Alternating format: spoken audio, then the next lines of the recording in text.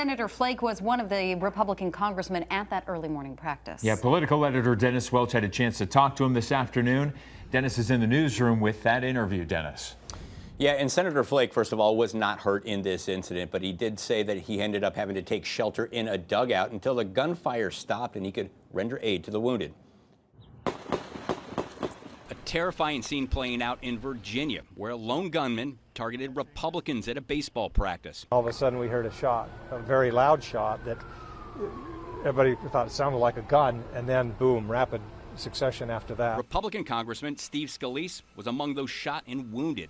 And here's Arizona Senator Jeff Flake describing the chaos. Steve dragged himself about 15 yards off of from near second base onto the field.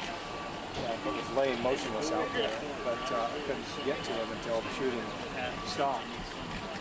After a time, another staffer ran in with a leg wound, shot in the leg. When the shooting stopped, Flake said he wanted to make sure Scalise's family found out as soon as possible. I got Steve Scalise's phone and called his wife, and I just didn't want her to wake up and hear the news and not know what was going on. Flake would later say the gunman fired off more than 50 rounds, and while still in his baseball uniform, Flake later described his efforts to help the wounded. We were helping a staffer with a leg wound in the dugout, and but wanted to get out to Steve, and finally did.